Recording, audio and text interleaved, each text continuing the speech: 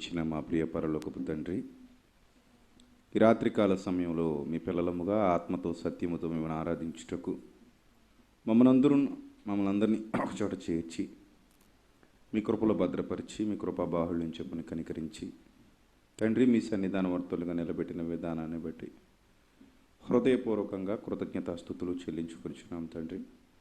దయగలిగిన మా దేవ, మీ మాటలలో ఉన్నటువంటి శక్తి గొప్పది, మీ మాటల మూల్యమైనవి, అవి ఎక్కడ మాకు దొరకనివి. ఇలాంటి విలువైన జ్ఞానవాక్కులను మాకు ప్రసాదించి మమ్మల్ని ప్రభు సత్యం యొక్క లోతులలోనికి నడిపిస్తున్నందుకు ఏమిచ్చి మీరు రుణం తీర్చుకోగలం తండ్రి.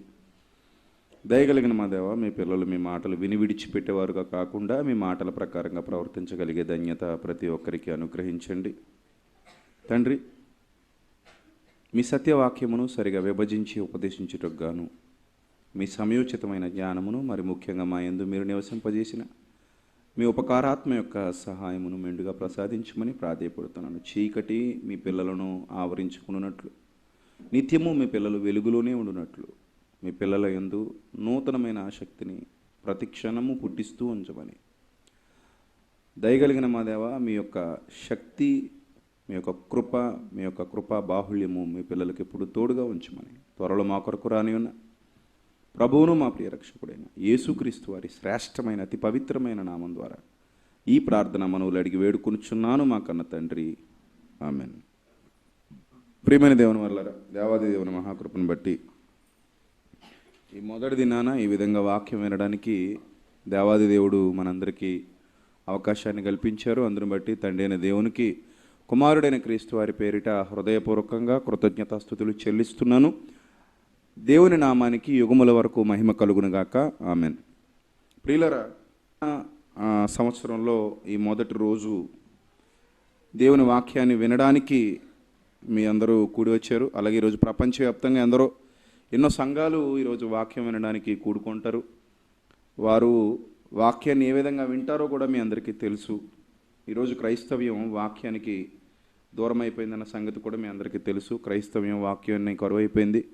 క్రైస్తవ్యంలో వాక్యం లేదు. భిన్నమైన ఆచారాలు, భిన్నమైన సిద్ధాంతాలు క్రైస్తవ్యాన్ని అలుముకున్నాయి. ఇలాంటి సిచ్యువేషన్లో మీకు కొన్ని సందేహాలు, కొన్ని అనుమానాలు రావచ్చు.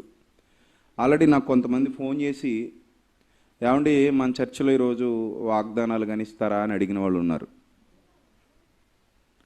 అంటే వాళ్ళ ఉద్దేశం ఏంటంటే, ఈరోజు మేము చర్చికి వెళ్తే నూతన సంవత్సర వాగ్దానం మా చేతికి వస్తుంది, ఆ నూతన సంవత్సర వాగ్దానాన్ని మనం తీసుకోవాలి, అది బైబిల్లో పెట్టుకొని మనం ప్రార్థన చేసుకుంటూ ఉంటే దేవుడు ఆ వాగ్దానాన్ని మన బ్రతుకులో నెరవేరుస్తాడు అనే ఒక అమాయకత్వం నాకు కనబడింది. వాళ్ళు అలా ఫోన్ చేసినప్పుడు నా మనసుకు చాలా బాధ అనిపించింది. అందుకే ఈరోజు దానిని గురించిన సమగ్రమైన వివరణ ఇవ్వాలి అనే నిర్ణయం తీసుకున్నాను. యాక్చువల్గా వాళ్ళు అలా ఫోన్ చేసి ఉండకపోతే నేను వేరే టాపిక్ చెప్పేవాడినేమో, కానీ ఎప్పుడైతే వాళ్ళు అలా ఫోన్ చేశారో నేను కూడా చాలా ఆలోచించాను. అంటే ఇది చాలా అవసరం. ప్రజలకి ఈ విషయాన్ని కూలంకషంగా వివరించాల్సిన బాధ్యత మన భుజాల మీద ఉంది. చెప్పకపోతే చాలామంది నశించిపోతారు, చెప్పకపోతే చాలామంది అసత్యంలోనే మగ్గిపోతారు. ఇలా తరాలు గడిచిపోతాయి, యుగాలు గడిచిపోతాయి. ఇప్పటికే 2000 సంవత్సరాలు అవుతుందండి అజ్ఞానులకి క్రైస్తవ్యం వెళ్ళిపోవడం ప్రారంభించి. యేసుక్రీస్తు ప్రభు వారు, అపోస్తలులు మంచి పునాది వేశారు. ప్రారంభ సంఘ క్రైస్తవులు కూడా మంచి పునాది వేశారు. ఆ పునాదుల్ని పెకలించేయడానికి సాతానికి ఎక్కువ కాలం పట్టలేదండి. మీరు కూడా ఒక విషయాన్ని గమనించండి. నిత్యము వాక్యాన్ని ఆలోచన చేస్తూ, వాక్యానుసారంగా ప్రవర్తిస్తూ, వాక్యం యొక్క లోతుల్లోనికి వెళుతూ, వాక్యాన్ని ధ్యానిస్తూ ఉండకపోతే, అక్షయమైన ఆహారం, సరైన ఆహారం మనం భుజించకపోతే మన పునాదులు కూడా కదిలిపోవడానికి ఎక్కువ కాలం ఏమి పట్టదండి.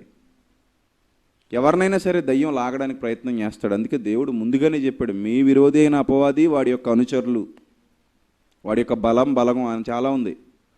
ఆకాశ మండలమందున్న దురాత్మల సమూహాలు ఎవరిని మింగుదునా అని గర్జించు సింహాలే వెదకుచు తిరుగులాడుచున్నాయి. మిమ్మల్ని మింగేయడం కూడా పెద్ద విషయం ఏమీ కాదు. ఇప్పటికే చాలామందిని మింగేశాడు. ఒక్కొక్కరిని ఒక్కో రూపంలో మింగుతాడు. వాడు మింగే విధానం వేరు, వాడు మింగే రూట్ వేరేగా ఉంటుంది.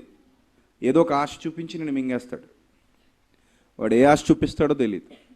నీ బలహీనత ఏంటో నాకు తెలియదు, కానీ వాడికి తెలుసు. నీకు తెలుసు, వాడికి బాగా తెలుసు. కాబట్టి ఆ బలహీనత మీద కొడతాడు, ఆ బలహీనత మీద టార్గెట్ చేస్తాడు.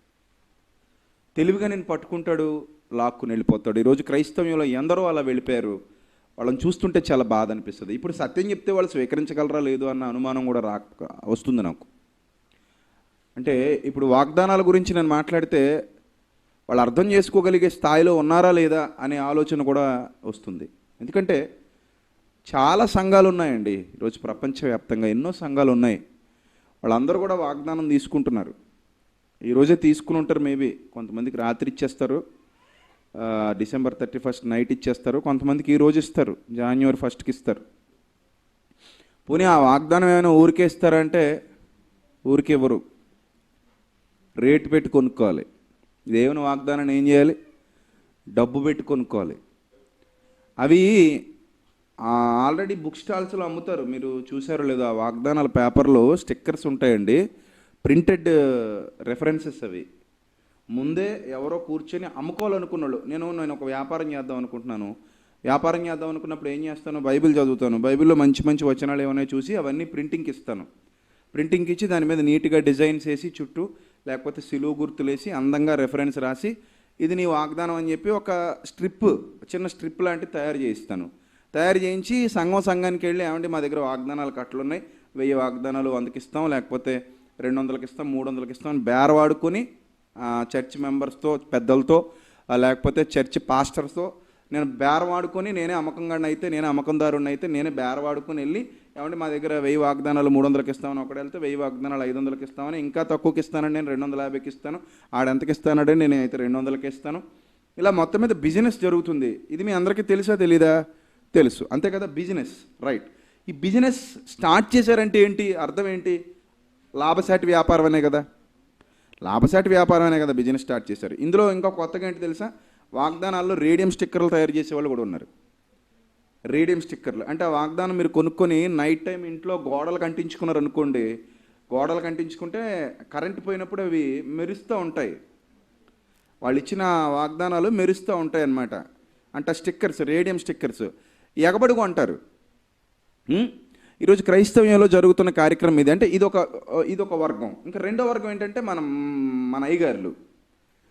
నొప్పిగా ఉన్నా నిజాలు చెప్పాలి, తప్పదు కదా మరి. మన అయ్యగారులు చేసే బిజినెస్ ఏంటంటే వాళ్ళ దగ్గర 1000 వాగ్దానాలు 300కో 500కో, రేడియం స్టిక్కర్స్ అయితే 500కో, మామూలు స్టిక్కర్లు అయితే 300కో 250కో మొత్తం మీద అయ్యగారులు కొంటారు.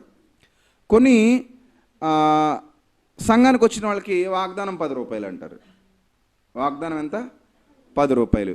1000 వాగ్దానాలు 1000 మందికి అమ్మితే ఎంత వస్తుంది? 10,000 వస్తుంది. నువ్వు పెట్టిన పెట్టుబడి ఎంత? 500. చూసారా ఎంత మిగిలింది? 9,500 రూపాయలు మిగిలింది ఈ వాగ్దానాలు అమ్ముకోవడం ద్వారా. సరే, అమ్ముకున్నావు, తప్పలేదు. అది న్యాయమైన వ్యాపారం అనుకుంటున్నావా? తప్పే ఉందయ్యా, నేను మంచిదే కదా అమ్ముకున్నాను. వాటర్ ప్యాకెట్లు అమ్ముకోవట్లేదా? కూల్ డ్రింక్లు అమ్ముకోవట్లేదా? చక్కెర అమ్ముకోవట్లేదా? నూనె అమ్ముకోవట్లేదా? బియ్యం అమ్ముకోవట్లేదా? కూరగాయలు అమ్ముకోవట్లేదా? నువ్వు లాజిక్లు మాట్లాడావు అనుకో. బియ్యం తింటే కడుపు నిండుతుంది, బీరకాయలు తింటే కడుపు నిండుతుంది, వాటర్ ప్యాకెట్ కొనుక్కుంది అయితే దాహం తీరుతుంది, చక్కెర కొనుక్కుంటే కాఫీలు వేసుకోవచ్చు. వాగ్దానం కొనుక్కుని ఏం చేసుకోమంటావు? వాగ్దానం కొనుక్కుని ఏం చేసుకోమంటావు? తావీత్ మహిమాని బయట ఆడు కూడా అమ్ముతున్నాడు, బూడిద వేసేసి రేకు ముక్కలో బూడిద వేసేసి ఎంతకు అమ్ముతాడు తెలుసా? మా ఊరి పక్కనే, బలభద్రపురం పక్కనే లక్ష్మీ నరసాపురం అని ఒక ఊరు ఉంది. అక్కడ కొంతమంది తాయితిగాళ్ళు ఉంటారు. దెయ్యం పట్టేసిందని, వాంతులు అయిపోతున్నాయని, కడుపు నొప్పి వచ్చేస్తుందని, మా అమ్మాయి ఏమో నీళ్ళు వేసుకుంది, గాలి ఆలేద్దట తల్లి మీద. గాలికి నీళ్ళు వేసుకున్న వాళ్ళే కావాలేమో మరి.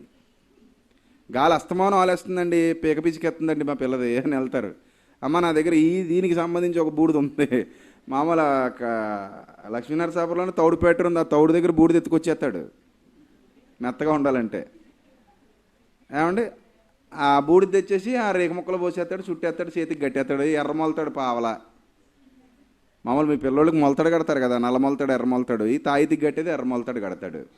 దానికి గొట్టం, ఆ గొట్టం నుంచి మొలతాడు లాగుతాడు, చేతికి కట్టేస్తాడు, పంపించేస్తాడు. ఏదో ఉద్ధరించేసానని నీ ఫీలింగ్, అందులో ఏం లేదు, బూడిద ఉంది. ఇది తెచ్చేసుకుంటారు, 100 రూపాయలకి 200 కట్టేసుకుంటారు. అదెంత అజ్ఞానమో, వాగ్దానాల పేరుతో కాగితం మొక్కలు కొనుక్కోవడం కూడా అంతే అజ్ఞానం. నో, ఏంటి మాట్లాడుతున్నావు, అందులో ఉన్నది వాక్యం కదా అని అనొచ్చు నువ్వు. అందులో ఉన్నది వాక్యం కదా నువ్వు అనొచ్చు. ఇప్పుడు నా కౌంటర్ ఏంటో తెలుసా? వాక్యాన్ని నమ్ముకోవచ్చా? వాక్యాన్ని నేను అమ్ముకోవచ్చా? అమ్ముకోవాలనుకుంటే ఒక్కో రెఫరెన్స్ అమ్ముకుంటే ఎంత డబ్బు వస్తుంది? బోలెడంత డబ్బు వస్తుంది.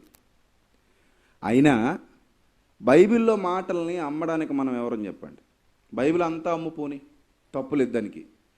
బైబిల్ అంతా అమ్ము తప్పులేదు, ఎందుకంటే అది కొనుక్కొని చదువుకుంటాం. ఆ బుక్ కావాలి మనకి, దేవుని గ్రంథం అన్ని వచనాలు కలిపి ఉన్నాయి. ఒక రెఫరెన్స్ బయటికి లాగా అమ్మామనుకో, ఇప్పుడు బయట మన సహోదరుడు బైబిల్స్ అమ్ముతాడు, మీకు తెలుసు. సహోదరుడు మన చర్చ్ మెంబర్ స్టాల్ వేసుకుని బైబిల్స్ అమ్ముతాడు. బైబిల్ ఎంతకి ఇస్తాడు? 200కో 250కో 300కో ఇస్తాడు, అంతేనా? రైట్. ఇప్పుడు అందులో ఒక్కో వచనం 10 రూపాయలు చొప్పున రేటు కడితే ఎన్ని ఉన్నాయి వచనాలు? మీ అందరూ కొంటే అలాగా ఒక వచనం 10 రూపాయలు చొప్పున అబ్బాబ్బాబ్బా కోట్లు సంపాదించేయచ్చు. మీ ఆస్తులు కూడా అమ్మేసుకోవాలి తర్వాత, ఎందుకంటే చాలా వచనాలు ఉన్నాయి అందులో.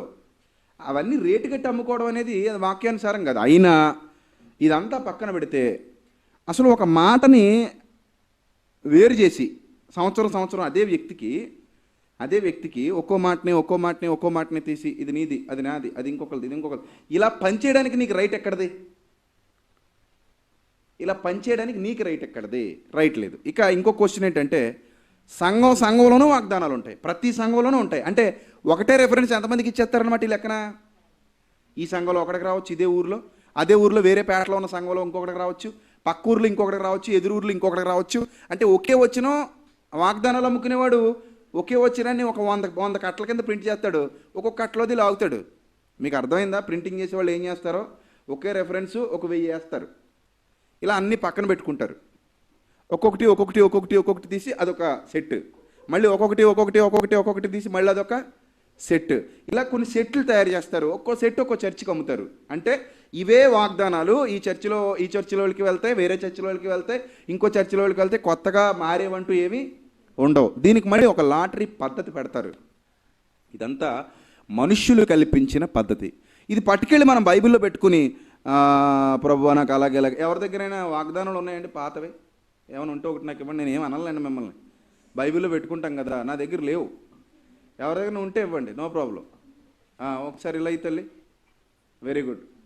ఇదిగో చూడండి, ఈడెవడో మంచోడు, 2016 వాగ్దానం ఇది. ఏమండి దీని మీద క్యాలెండర్ కూడా వేసాడు, 2016 క్యాలెండర్ బ్యాక్ సైడ్ ఉంది. బిజినెస్ ఇది ఎంత రిచ్గా ఉంది చూసారా? 2016. ఇది ఎక్కువ ప్రింట్ చేశారనుకోండి, ఇలాంటివి ఎక్కువ ప్రింట్ చేశారనుకోండి ఏమవుతుంది? తక్కువకు వస్తుంది కాస్ట్. ఎంత కొన్నావు తల్లి ఇది? రేట్ చెప్పు, ఏం పర్లేదు. ఎంత? 10 రూపీస్ కొంది. యాక్చువల్గా ఇది వాళ్ళకి 3 రూపాయలు పడుతుందండి బల్క్న, 3 లేదా 2 రూపాయలు పడుతుంది ఇది బల్క్న. అంటే 2 రూపాయలు పడితే రూపాయి కూడా పడవచ్చు ఎక్కువ కొట్టించుకుంటే. అంటే ఎంత ఆదాయం వస్తుంది దీని మీద? మ్యాక్సిమం 8 రూపీస్ వస్తుంది, 9 రూపీస్ ఒక్కరి దగ్గర వచ్చే ఆదాయం ఇది. ఏమండి దీని మీద రాసింది ఏంటో తెలుసా? ప్రధాన కాపరి ప్రత్యక్షమైనప్పుడు మీరు వాడబారని మహిమ కిరీటం పొందుదురు. ఇది వాగ్దానం అనమాట. ఇంకా ఇప్పుడు ఇది పట్టేసుకుని బైబిల్లో పెట్టేసుకుని, నా బైబిల్లోనే పెట్టేసుకుని ఇలా పట్టేసుకుని, ప్రభువా నాకు వాగ్దానం ఇచ్చావు కనుక నువ్వు వచ్చినప్పుడు ఇది నా బతుకులో నెరవేర్చు. ఈ సంవత్సరం నా బతుకులో నెరవేర్చు. సంవత్సరం మారిపోద్ది కదా. అంటే ఇప్పుడు ఇది ఎప్పుడు నెరవేరిపోవాలి? నాకు ఈ సంవత్సరంలోనే నెరవేరిపోవాలి, 2016లో నెరవేరాలి. ఇప్పుడు మరి ఈ అమ్మాయికి నెరవేరిందా? నెరవేరలేదు. నెరవేరలేదు. ఇంకేమైనా ఉన్నాయి ఇలాంటివి? ఉంటే ఇవ్వండి అమ్మా, వెతకండి. బైబిల్స్ వెతకాలి, బైబిల్లో దాస్తారు మీరు, దొరుకుతాయి. మీరు ట్రై చేస్తే దొరుకుతాయి. కింద పడిపోయిన చూడు తల్లి. ఏమండి ఇలాంటి వాగ్దానాలు ఇంకా మీ దగ్గర ఉంటాయి, చాలా ఉంటాయి కదా, చాలామంది దాస్తూ ఉంటారు. ఉన్నాయి ఇంకా. అంటే ఇది నెరవేరిందా ఆమె బ్రతుకులో? మరి వాగ్దానం ఏమైపోయినట్టు? ఇప్పుడు నాకు చెప్పాలి. వ్యర్థమైపోయినట్టు. దేవుని వాగ్దానాలు ఎప్పుడైనా వ్యర్థమైపోతాయా?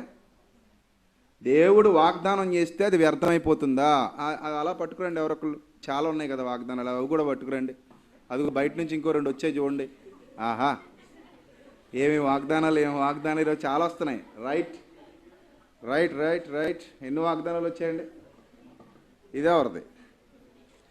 మరి ఇచ్చిన వాళ్ళు రావాలి నేను పిలిచినప్పుడు, మన క్లారిటీ ఉండాలి కదా.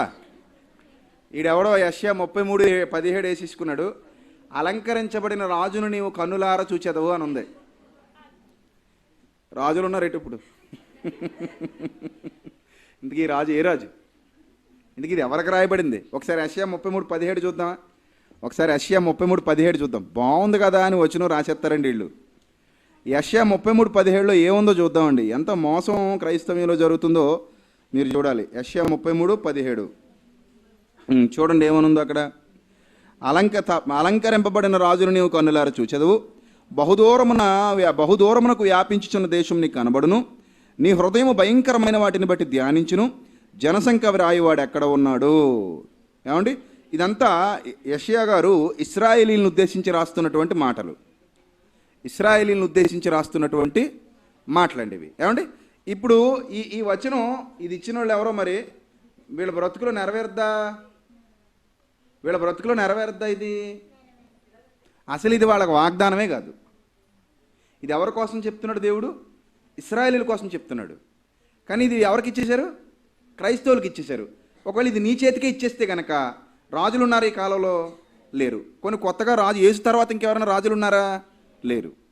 మనమే యేసుతో పాటు రాజులం. మరి అలంకరింపబడిన ఆ రాజు ఎవరు? నీవు కన్నులారా చూచేదమంటున్నాడు. ఇది మనకి సంబంధించినటువంటి ప్రవచనం కాదు. ఇక 2015 వాగ్దానం వై ప్రసాదరావు గారు అట, గురుగారు, సెవెంత్ డే చర్చ్ మండపేట. ఏమంటే వీళ్ళు కూడా 2015 అండి ఇది కూడా వాగ్దానం ప్రింట్ చేసి ఉన్నారు. దీని మీద ఏం రాశారంటే, నీ మార్గమున నీవు సురక్షితముగా నడిచెదవు. సామెతలు 3:23. సామెతల్లో ఎక్కువ, కీర్తనలో ఎక్కువ ఉంటాయండి వాగ్దానాలు. ఇది వాగ్దానమా? ఇది వాగ్దానమా? కాదండి. చూస్తారు ఒకసారి సామెతలు 3:23 చూడండి. సామెతల గ్రంథం 3వ అధ్యాయము 23వ వచనం ఏమనుంది చూడండి అక్కడ. అప్పుడు నీ మార్గమున నీవు సురక్షితంగా నడిచెదవు. ఎప్పుడు? 21 నుంచి వస్తే అర్థమవుతుంది. 21 నుంచి రావాలి. ఏమని రావాలి అక్కడి నుంచి? నా కుమారుడా, లెస్సైన జ్ఞానమును వివేచనను భద్రం చేసుకో, వాటిని నీ కన్నులు ఎదుటి నుంచి తొలగిపోనివ్వకు, అవి నీకు జీవము, నీ మెడకు అలంకారముగా ఉండును. అప్పుడు అదంతా వదిలేసి అప్పుడు తీసాడు. చూసావా వీడు? అప్పుడు తీసాడు అంటే ఇది ఫుల్ఫిల్ అవ్వలేదు ఇందులో. ఇక్కడ రాయబడిన సందర్భానికి మీరు చూస్తే నీ వాగ్దానానికి ఎంత తేడా ఉందో చూడాలి. అప్పుడనే మొక్క తీసేసి నీ మార్గమని నువ్వు సురక్షితంగా నడిచేదవు అని రాసేగానే మీరు ఏమనుకుంటారంటే, ఓహో ఎంత బాగుంది, ఈసారి నేను ఎంత దూడలాగా ఈదులమ్మడి తిరిగేసిన, ఏ ప్రాబ్లము నాకు రాదు, ఏ అపాయము నా కన్ను చూడదు, నీ రాకపోకల యందు యెహోవా నిన్ను భద్రముగా కాపాడును, కాబట్టి నీ మార్గమును నువ్వు సురక్షితంగా నడిచేదవు. ఎక్కువ ఈ కంపెనీ వచ్చినాయి నాకు, అమ్మ అన్నీ ఈ కంపెనీవే. ఇది వాగ్దానం అట. దీన్ని బైబిల్లో పెట్టుకు ప్రార్థన చేసేస్తావా?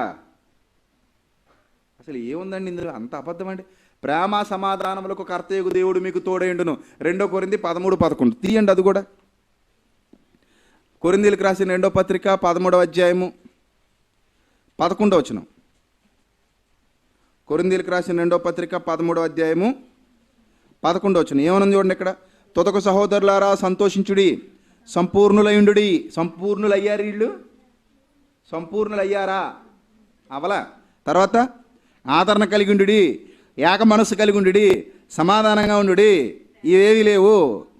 కానీ చివరున్న మాట మీకు వాగ్దానం అట. అసలు ఇక్కడ ఏమంటాడో తెలుసా? ఇదే 2 కొరింథీ 13:5లో ఏమంటుందో తెలుసా? ఇదే అధ్యాయంలో 2 కొరింథీ పత్రికలో 13వ అధ్యాయం 5వ వచనంలో ఏమంటుందో తెలుసా? మీరు విశ్వాసము గలవారై ఉన్నారో లేదో మిమ్మల్ని మీరే పరీక్షించుకొని చూసుకోండి. మీరు భ్రష్టులు కానీ అలా, భ్రష్టులు అంటే యూజ్లెస్ ఫెలోస్ అని అర్థం. భ్రష్టులు అంటే అర్థం తెలిసి ఎందుకు పనికిరాని వాళ్ళని. మీరు యూజ్లెస్ ఫెలోస్ కానీ ఎడలా యేసుక్రీస్తు మీలో ఉన్నాడని మీరు ఎరుగరా అన్నాడు.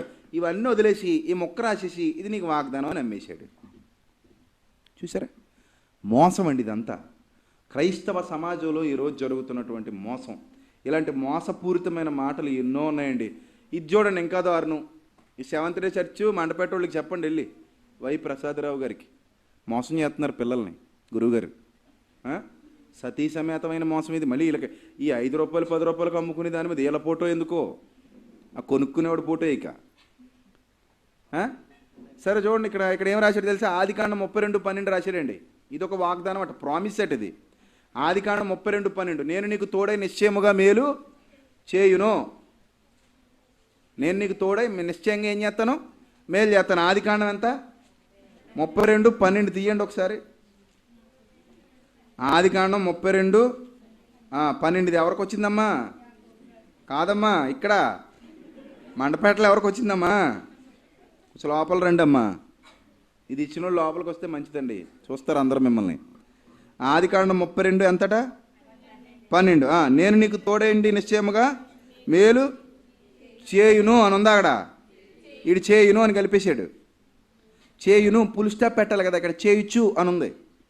అందుకని చూ తీసి ఏం పెట్టాడు? నువ్వు పెట్టాడు. అమ్ముకోవడానికి చూలైనా తీసేయాలి, నూనెలా తీసేయాలి, ఏదైనా తీసేయాలి కదా. చూ తీసి నువ్వు పెట్టాడు. అదే ఆ తర్వాత ఏముంది చూడండి. నిశ్చయముగా మేలు చేయుచు విస్తారమొగుట వలన లెక్కింపలేని సముద్ర పిసుక వలె నీ సంతానము విస్తరింపజేసిందని సెలవిచ్చితివే అనెను. ఇది తీసుకున్న వాళ్ళు ఒకసారి లోపలికి వస్తారా? లెక్కించలేనంత విస్తారంగా ఉందా మీ సంతానం? లెక్కించలేనంత విస్తారంగా ఉందా మీ సంతానం? ఒకరు ముద్దు ఇద్దరు వద్దు, అది ఈరోజు స్లోగను, గవర్నమెంట్ స్లోగను. చూసారా? ఒకరు వద్దు, ఒకరు ముద్దు, ఇద్దరు వద్దు. ఇప్పుడు ప్రస్తుతానికి అది. లేకపోతే ఇద్దరు ముద్దు ముగ్గురు వద్దు. ఇది వరకు అది. ఇప్పుడు ఇది మార్చేశారండి. స్లోగన్స్ అన్నీ మారిపోయాయి. రోజు రోజుకి స్లోగన్స్ అప్డేట్ అయిపోతున్నాయి. కొన్నాళ్ళకి అసలు పిల్లలే వద్దంటారు, సైనా వాళ్ళగా. కనకండి జనాభా పెరిగిపోయారు, పిల్లలు కనకండి అంటారు. మొత్తం మీద ఇది ఎవరికి చెప్పిన మాట అనుకుంటున్నారు? యాకోబు గారికి దేవుడు చేసిన వాగ్దానం, యాకోబు చేస్తున్న ప్రార్థనలోని మాట అండి ఇది. యాకోబు దేవుడిని అడుగుతున్నాడు. యాకోబు నా తండ్రి అయిన అబ్రహాం దేవ 9వ వచనం నుంచి యాకోబు అడుగుతున్నాడండి, దేవుడిని అడుగుతున్నాడు. యాకోబు దేవుడికి ప్రార్థన చేస్తున్నాడు. ఆ ప్రార్థన చేసేటప్పుడు వచ్చే మాట ఇది. అంటే ఇది ఎవరిదే? ఈ మాట ఎవరిదే? యాకోబుది. ఎవరికి అమ్మేశారు? మీ పాస్టర్ గారి ఇల్లు నీకు అమ్మేస్తాను, నేను అమ్మేస్తాను, కొనుక్కుంటావా? మీ పాస్టర్ గారి ఇల్లు, ఇది ఇచ్చిన పాస్టర్ గారి ఇల్లు, ప్రసాదరావు గారి ఇల్లు ప్రసాద్ రెడ్డి అమ్మేస్తాడు, కొనుక్కుంటావా? ఎందుకు కొనుక్కుంటావు? కొనుక్కో. మరి యాకోబు వాగ్దానం అమ్మితే ఎలా కొనేసుకున్నావు? ఎర్రి ఎంగలప్ప. ఇది నీది కాదు కదా, యాకోబుది కదా. యాకోబు వాగ్దానం అమ్మేస్తే ఎలా కొనేసుకున్నావు? నాకు అర్థం కాదు. ఎంత ఇదేటి? 10-15 ఘోరం.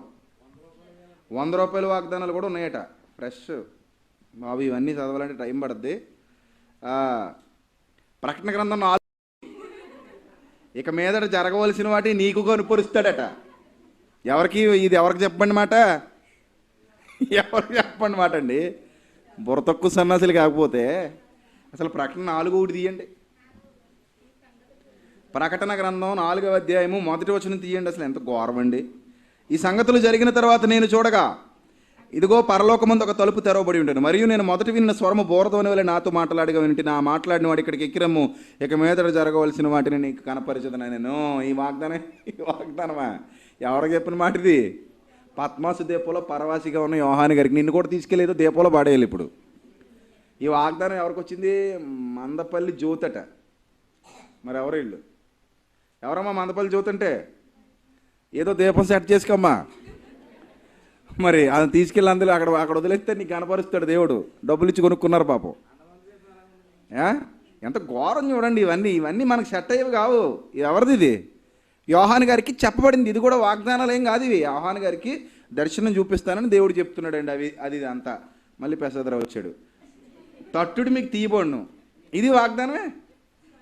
ఇది మందే, నీదే అంటే ఇంకెవరికి సెట్ అవుతుంది? ఇది నీకు ఒక్కడికేనా? దీని గురించి నువ్వు సంవత్సరం అంతా ప్రార్థన చేయాలా? ఘోరం. ఇదేంటిది? ఇది నీవు పరుగెత్తినప్పుడు నీ పాదం తొట్టిల్లదా? అయితే నువ్వు పీటీ ఉషాలాగో అశ్విని నా చెప్పలాగో రన్నర్ అయిపోవాలి. సామెతలు 4:12 ఎం చిన్న బాబు, పరిగెత్తగలవా నువ్వు? సామెతలు 4:12 ఏమన్నా చూద్దాం ఒకసారి. అది కూడా సామెతల గ్రంథం 4వ అధ్యాయము 12వ వచనం.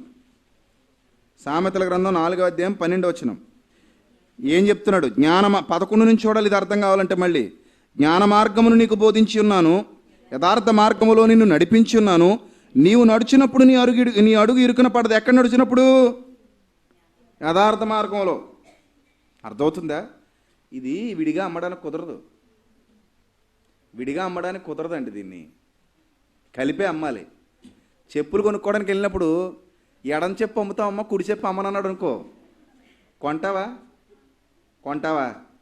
బాబు మా దగ్గర ఎడంకాలు చెప్పులు అమ్మబడును అని ఒక షాప్ పెట్టాడు, కొంటావా?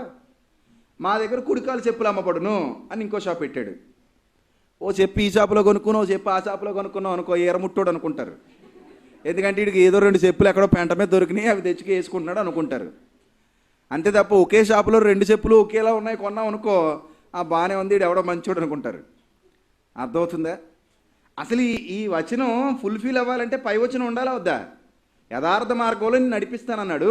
నీవు పరుగెత్తినప్పుడు, ఆ మార్గంలో నువ్వు పరుగెత్తినప్పుడు నీ పాదము తొట్టిల్లదు, నీవు నడిచినప్పుడు నీ అడుగు ఇరుకున పడదు, ఉపదేశమును విడిచిపెట్టక దాన్ని గట్టిగా పట్టుకొనుము, అది నీకు జీవము గనక దాన్ని పొంది. అందరికీ వర్తించేవి, యూనివర్సల్గా, ఎవరికో ఒకడికి ఇచ్చే వాగ్దానం కాదు ఇది. ఏమంటే ఇలాగ మనం ఇవన్నీ చూస్తే ఎన్ని ఉన్నాయండి. ఇది ఎవరో దుర్గా ప్రసాదట, మీ తమ్ముడు నేటి బాబు మంచోడు, మీ తమ్ముడు పంట తినేస్తే పురుగుల్ని గద్దిస్తాడట. అసలు వీళ్ళ తమ్ముడు వ్యవసాయమే చేయడు. మీ తమ్ముడు ఏం చేస్తాడు? ఆయన మాంసం కొట్టుకుంటాడట, మటన్ సెంటరు ఇలా చికెన్ సెంటరు. వీళ్ళ పంట తినేస్తే పురుగుల్ని గద్దించేస్తాడట. అసలు ఇది అసలు మలాకీ గ్రంథంలో ఎవరికండి? అసలు ఇది ఇశ్రాయేలీలకండి. ఏమంటే ఇది ఎవరికి సెట్ అవుతుంది? వాళ్ళకి సెట్ అవుతుందా? ఈ దుర్గా ప్రసాద్కి సెట్ అవుతుందా? సెట్ అవుదండి. పేర్లు బాగా రాశారు వెనకాల. ఏమండి ఇదేదో బేతస్తా ప్రార్థనా మందిరం మండపేటట. ఇది ఎవరిది? దివ్యకృప ఆరి దివ్యకృప గారికి వచ్చింది ఇది. ఏంటిది? నా మాట వినే ఎడల మీరు మంచి పదార్థాలు అనుభవించుతారు. యెషయా 1వ అధ్యాయం 19. ఇది కూడా నీది కాదమ్మా తల్లి, ఇది ఇశ్రాయేలీలదమ్మా, ఇదే వీళ్ళ చెల్లెట. ఏమండి ఇలా ఏది చూసినా కానీ ఇవన్నీ మోసం అండి. ఇదంతా వ్యాపారం, ఇదంతా వాగ్దానాల వ్యాపారం. ఈ సీజన్లో బేభత్సంగా జరిగే వాగ్దానాల వ్యాపారం తప్ప ఇది అసలు వాగ్దానం కానే కాదు. ఇదంతా పచ్చి బిజినెస్. బైబిల్లో వచనాలు సందర్భాన్ని పట్టించుకోకుండా, కాలాన్ని పట్టించుకోకుండా, ఎవరికి నచ్చిన వచనాలు, ఎవరికి నచ్చిన రెఫరెన్స్లు వాళ్ళు తీసేసుకుని రాసేసుకుని ఇష్టం వచ్చినట్టు అమ్మకాలు కొనసాగిస్తున్నారు. ఇది మనుష్యులు కల్పించినటువంటి పద్ధతి. వాక్యాన్ని వాక్యంగా ఆలోచించనివ్వకుండా మనుషుల్ని దయ్యం మాయ చేసి మోసగించడానికి ఏర్పాటు చేసినటువంటి ఒక వికృతమైన కార్యక్రమం. It's a business. కాబట్టి దీన్ని ఛేదించి అసలు వాగ్దానం అంటే ఏంటి అని మీరు జాగ్రత్తగా చూడగలిగితే, కొరింథీయులకు రాసిన 2వ పత్రిక 1వ అధ్యాయము, కొరింథీయులకు రాసిన 2వ పత్రిక 1వ అధ్యాయము 20వ వచనాన్ని జాగ్రత్తగా చూడాలి. 18 నుంచి చూద్దాం. దేవుడు నమ్మదగిన వాడు గనుక మేము మీకు చెప్పిన వాక్యము అవునని చెప్పి కాదనున్నట్టుగా ఉండలేదు. మా చేత అనగా నా చేతను, సిల్వాను చేతను, తిమోతి చేతను మీలో ప్రకటింపబడిన దేవుని కుమారుడు యేసుక్రీస్తు అవునని చెప్పి కాదను వాడై ఉండలేదు, కానీ ఆయన అవునను వాడై ఉన్నాడు. 20వ వచనం, దేవుని వాగ్దానములు ఎన్ని అయినను అంటే అప్పటి వరకు ఎన్ని వాగ్దానాలైతే దేవుడు చేశాడో ఆ వాగ్దానములు ఎన్నైనను అవన్నీ క్రీస్తునందు అవునన్నట్టుగానే ఉన్నవి గనుక మన ద్వారా దేవునికి మహిమ కలుగుటకై అవి ఆయన వలన నిశ్చయములై ఉన్నవి. ఈ వాగ్దానాలన్నీ ఎవరిలో నెరవేరుతాయి అంటున్నాడు చూడండి. దేవుని వాగ్దానములు ఎన్ని అయినను అన్నీ క్రీస్తునందు ఏమన్నాయట? అవునన్నట్టుగానే ఉన్నవి. అంటే ఇవన్నీ వాగ్దానాలన్నీ ఎవరిని బేస్ చేసుకుని ఉన్నాయి? క్రీస్తును బేస్ చేసుకుని ఉన్నాయి. దేవుని వాగ్దానాలు క్రీస్తుల్లో ఉన్నాయి. దీన్ని మీరు శరీర సంబంధంగా అప్లై చేసుకుని వాగ్దానం రాగానే అదేదో చదివేసుకుని ఒక వచనం తీసుకుని దాన్ని బట్టి ఒక సంవత్సరం, అంటే ఒక సంవత్సరానికి ఒక మాట, ఒక సంవత్సరానికి ఒక మాట, ఎంత ఘోరం చూసారా. మిగిలిన మాటలేవి మనకు అవసరం లేదు, ఈ సంవత్సరానికి ఈ మాట చాలు సరిపెట్టేసుకుందామని అజ్ఞానాంధకారంలోనికి క్రైస్తవులు వెళ్ళిపోయే పరిస్థితి ఈరోజు ఈ వాగ్దానాల ద్వారా వచ్చిందంటే ఎంత ఘోరమైన పాపం ఈరోజు క్రైస్తవ సమాజంలో జరుగుతుంది మీరు చూడాలి. ఈ వాగ్దానాలు అమ్ముకోవడం, ఈ వాగ్దానాలు కొనుక్కోవడం, ఈ క్రీస్తులో ఉన్న అసలు సిసలైన వాగ్దానాలు అవునన్నట్టుగా ఉన్న వాగ్దానాలు ఏంటో ప్రజలకు తెలియనివ్వకుండా చేసేసి మనుషుల్ని మాయ చేశారు, మోసగించేశారు, తప్పుదారి పట్టించారు ప్రియులారా. మరి ఈ క్రీస్తులో ఉన్న అవుననే వాగ్దానాలు, ఆ వాగ్దానం ఏంటో కూడా మీరు జాగ్రత్తగా చూడగలిగితే హెబ్రీ పత్రిక 4వ అధ్యాయం 1వ వచనం. క్రైస్తవుడా, నువ్వు చాలా జాగ్రత్తగా బైబిల్ చూడాలి. ఎందుకంటే బైబిలు కాలానుగుణంగా కాలక్రమంలో సంవత్సరాల కాలంలో రాయబడింది. సుమారు 1600 సంవత్సరాల కాలం పట్టింది. ఇందులో కొత్త నిబంధన అనేది క్రైస్తవులకు అత్యంత ప్రాముఖ్యమైనది. ఈ క్రొత్త నిబంధనలో సర్వసత్యం అనేది బయలుపరచబడింది. ఈ సర్వసత్యం ద్వారా క్రైస్తవుడు తన గమ్యస్థానాన్ని వెతుక్కుంటున్నాడు. గమ్యస్థానాన్ని వెతుక్కుంటున్నటువంటి మనం అందరం కూడా ఈ గ్రంథాన్ని జాగ్రత్తగా పరిశీలన చేస్తూ అసలు మనకి చేయబడిన వాగ్దానం, యూనివర్సల్గా అందరికీ చేయబడిన ఆ ఒక్కటైన వాగ్దానం ఏంటి అని వెతకగలిగితే ఆ వాగ్దానం కొరకే మనం ఎప్పుడు కనిపెట్టుకుని ఉండాలని బైబిల్ బోధిస్తుంది. చూడండి, హెబ్రీ పత్రిక 4వ అధ్యాయము 1వ వచనం జాగ్రత్తగా చూడండి. ఆయన యొక్క విశ్రాంతిలో ప్రవేశించుదుమను వాగ్దానము ఇంకా నిలిచి ఉండగా, పాయింట్ అవుట్ చేసుకోవాలి అందరూ కూడా. చాలా జాగ్రత్తగా మీరు వాక్యాన్ని చూడాలి. మీకు ఏవేవో దొంగ మాటలు రాసుకొచ్చేసి కలిపి చేర్పేసి వాక్యాన్ని మిమ్మల్ని మాయ చేసి మీకు డబ్బుల కోసం అమ్మేయాలి అనుకుంటే వాడిని మీరు వెంటనే ఏం చేయాలి? క్యాచ్ చేయాలి.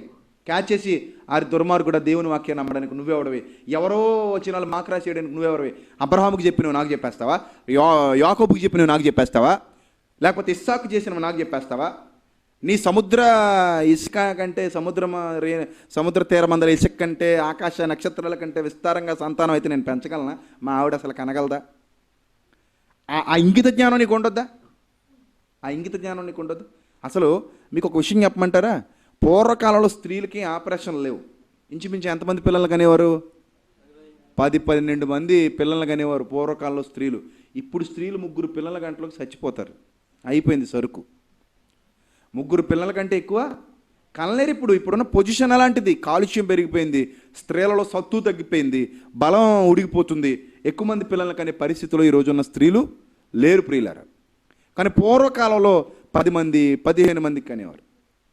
ఇప్పుడు దేవుడు చెప్తున్న వాగ్దానం నీ ఒక్కడికే అంటే నీ భార్యకే అనుకుంటే అసలు గుప్పుడు ఇసుక పిల్లలను కనగలదా? గుప్పుడు ఇసుక రేణువులు అంత పిల్లలను కనగలదా మీ భార్య? గుప్పుడు ఇసుక రేణువులు ఎన్ని ఉంటాయి? గుప్పుడు ఇసుక రేణువులు ఎన్ని ఉంటాయి? కనీసం 1,00,000 ఉంటాయి తక్కువ అనుకుంటే. నీకు రాసిచ్చేసింది ఏమని రాసిచ్చేసాడు? కాకినాడ బీచ్లో ఇసుక అంతా అని రాసిచ్చేసాడు. మరి అదంతా ఎత్తుకుని నువ్వు అన్ని పిల్లల్ని ఎక్కడికంటావు? సచ్చి ఊరుకుంటారు. అంటే ఇవన్నీ నీ బతుకులోక ఈ వాగ్దానం అబ్రహాం సంతానం అంటే ఇశ్రాయేలు అందరి గురించి రాయబడింది. అది అబ్రహాం చేయబడిన వాగ్దానం ఇశ్రాయేలు అందరి గురించి చెప్పుకుంటూ వస్తూ చివరి వాడైన యేసుక్రీస్తుకి కనెక్ట్ చేశాడు దాన్ని. అర్థమవుతుందా? అసలు అబ్రహాముకు చేయబడిన వాగ్దానం నీ సంతానం విస్తరించును అన్నది ఎవరి గురించి అనుకుంటున్నారు? క్రైస్తవులను ఉద్దేశించి చెప్పాడు. ఆ సంతానం ఎవరు? యేసుక్రీస్తు. ఆ యేసుక్రీస్తు ద్వారా క్రైస్తవులు విస్తరించిపోతారు ఆకాశ నక్షత్రాల వలె. ఇది ఆ వాగ్దానం ఫుల్ఫిల్ అయింది. ఫుల్ఫిల్ అవ్వకముందు ఇశ్రాయేలీలు అందరూ మా గురించి అని అనుకునేవారు. పాత నిబంధనలో ఉండగా ఈ జ్ఞానం తెలియదండి ఎవరికి. క్రొత్త నిబంధనకు వచ్చిన తర్వాత ఆ సంతానం యేసుక్రీస్తుని గలతీ పత్రికలో పౌలు గారు వివరణ ఇస్తారు. కాబట్టి మీరు జాగ్రత్తగా ఈ వచనాలను ఆలోచిస్తే అబ్రహాముకు చేసిన వాగ్దానాన్ని బట్టి ఇశ్రాయేలీలు వృద్ధి పొందారు. ఇశ్రాయేలీల్లో నుంచి యేసుక్రీస్తు ప్రభు ఆ సంతానంగా వచ్చారు అంటే అది నిజస్వరూపం. ఆ తర్వాత యేసుక్రీస్తు ద్వారా క్రైస్తవులు ఈరోజు ప్రపంచమంతా ఏమైపోయారు? విస్తరించిపోయారు. ఇది ఆ వాగ్దానం. కానీ మీకు అప్లై చేసేసుకుంటే కుదరదు. కానీ అసలు సిసలైన వాగ్దానం ఏంటో తెలుసా? మీ అందరికీ ఉన్న వాగ్దానం. ఎవడో మీకు రాసి వక్కర్లేదు. ఇది ఎవడో మీకు రాసి బైబిల్లో పెట్టుకోమని చెప్పాల్సిన పని లేదు. ఈ వాగ్దానం మీది, నాది, ప్రపంచ క్రైస్తవులు అందరిది, మన అందరిది వాగ్దానం. అది ఎంత గొప్ప వాగ్దానం మీరు ఇప్పుడు చదవండి.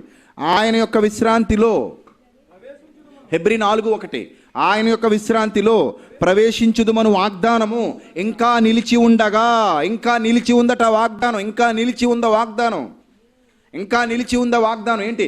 ఆయన యొక్క విశ్రాంతిలో ప్రవేశించుదామని వాగ్దానం ఇంకా నిలిచి ఉండగా మీలో ఎవడైనాను ఒకవేళ ఆ వాగ్దానము పొందకుండా తప్పిపోవునేమో అని భయము కలిగి ఉందము. చూసారా, ఇది గుర్తుందా ఎవరికైనా? ఈ వాగ్దానాన్ని ఎవరో పట్టించుకోవట్లేదు. అసలు విశ్రాంతిలో ప్రవేశించకపోతే ఎక్కడికి వెళ్ళిపోతావు? నువ్వు పాతాళానికి వెళ్ళిపోతావు. అసలు సిసలైన వాగ్దానం అది. దానికోసం ఎదురు చూడాలి, దానికోసం కనిపెట్టాలి, దానికోసం కష్టపడాలి. అలాగని అది ఉత్తినే ఊరికే వచ్చేదు. నువ్వు కష్టపడకుండా అది రాదు. అది పొందకుండా ఎక్కడైనా తప్పిపోతారేమో. దేవుడు వాగ్దానం చేశాడు, నీకు ఇస్తానని వాగ్దానం చేశాడు.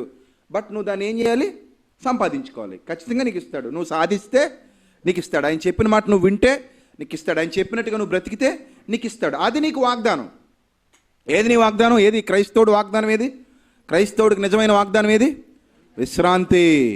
బైబిల్ ఎక్కడ తప్పు చెప్పదండి. ఒక్కొక్కడికి ఒక్కో వాగ్దానం ఇస్తే దేవుడు పక్షపాత అయిపోతాడండి. కొత్త నిబంధన ప్రకారంగా అందరికీ ఒకటే వాగ్దానం. మరి పాత నిబంధనలో ఉన్న వాగ్దానాలు కూడా యేసుక్రీస్తు దగ్గరికి తీసుకొచ్చేవే. అబ్రహాముకు వాగ్దానం చేయబడింది. ఎవరి కోసం? యేసుక్రీస్తు దగ్గరికే తీసుకొచ్చింది. నీ సంతానం ఇసుక రేణువుల వలె విస్తరిస్తుంది అంటే ఆ రోజుల్లో చాలామందికి ఇశ్రాయేలుకి అర్థం కాక మేమే అనుకున్నారు. ఆ తర్వాత అది ఫుల్ఫిల్ అయింది. ఎవరి దగ్గర ఆగింది? క్రీస్తు దగ్గర ఆగింది. ఇంకా వాగ్దానాలు ఉన్నాయి, చాలా వాగ్దానాలు ఉన్నాయి. అవన్నీ ఎక్కడ ఆగుతాయి? యేసుప్రభు వారినే సూచిస్తాయండి. అవన్నీ కూడా యేసుప్రభు వారినే సూచిస్తాయి. ఎంతోమందికి వాగ్దానాలు చేయబడ్డాయి. ఆ వాగ్దానాలన్నీ యేసుప్రభు వారి దగ్గర ఆగాలి. కాబట్టి దేవుడు కోరుతున్నది యూనివర్సల్ వాగ్దానం. అది అందరికీ ఇవ్వాలనుకుంటున్నాడు. అదే పరలోకాన్ని నీకు ఇవ్వడం, విశ్రాంతిలోనికి మనం అందరం ప్రవేశించటం. ఆయన విశ్రాంతిలోనికి మీరు ప్రవేశించుతున్న వాగ్దానం ఇంకా నిలిచి ఉండగా మీలో ఎవడైనను తప్పిపోవునేమో ఆ వాగ్దానం పొందకుండా అని భయము కలిగి ఉండాలట. ఎవరికైనా భయం ఉంది ఈరోజు క్రైస్తవులు? అసలు పరలోకం పోతానా అనే భయం ఉందండి ఎవరికైనా? అది లేదండి. వాగ్దానాలు తీసుకుంటారా? కొన్ని సంఘాల్లో ఎలా తీసుకుంటారండి. ఒకటి తీస్తారు, మంచిది వచ్చింది అనుకోండి, బాగానే ఉంది ఉంచుకుంటాడు. కొంచెం అతనికి సెటగా లేదనుకోండి, మళ్ళీ అందులో పడేస్తాడు. మళ్ళీ అందులో పడేసి మళ్ళీ గిరా గుడ్డాడు బుల్లి తిప్పినట్టు తిప్పుతాడు. మళ్ళీ తీస్తాడు ఒకటి, మళ్ళీ తీసి అందులో సెట్ అయిందండి. ఇదేమన్నా లాటరీ ఆట ఏంటండి? ఇదేమన్నా ప్యాకెట్ పోనీ మొక్క బాగోలేదని ఇంకో మొక్క వేసుకుంటానడానికి? ఏం ఘోరమైన పరిస్థితి అండి ఇది మనుషులకి. 5 రూపాయలకి 10 రూపాయలు కొనుక్కోవడం, మంది అందులో గిరగిర తిప్పడం, అందులో ఒకటి తీసుకోవడం, అది సెట్ అయితే ఉంచుకోవడం, సెట్ కాకపోతే అంటే వాగ్దానం దేవుడే ఒక్కర్లేదు, నీ మనసుకి సెట్ అవ్వాలన్నమాట ముందు. ఎంత మాయలో ఉన్నారండి క్రైస్తవులు, ఎంత మోసంలో ఉన్నారండి. అసలైన వాగ్దానాన్ని ఏమో మర్చిపోయారు. అక్కర్లేని ఈ వాగ్దానాలన్నీ మాత్రం 10 రూపాయలకి 20 రూపాయలు కొనుక్కుంటున్నారు. ఇది ఉత్తినే ఇస్తానంటున్నాడు. కష్టపడితే 10 రూపాయలకి వచ్చి అయినా నీకు వాగ్దానం విలువ. దేవుడు వాగ్దానం 10 రూపాయలు రేటు కడతావా? దేవుడు వాగ్దానానికి 10 రూపాయలు రేటు కడతావా? ఒక్కో చోట 100 రూపాయలట, ఒక్కో చోట 1000, 1,00,000 పాటకు వెళ్ళే వాళ్ళు కూడా ఉన్నారు. ఇదే సీజన్ అండి క్రైస్తవులకి దోచేసుకోవడానికి. క్యాలెండర్ల పాట ఉంటుంది తెలుసా మీకు? కొత్త సంవత్సరం క్యాలెండర్ల పాట. అమ్మో, ఒక్కో క్యాలెండరు 1,00,000కి, 2 లక్షలకి, 3 లక్షలకి. ఒక్కో చోట అయితే పాటల పుస్తకాల పాట.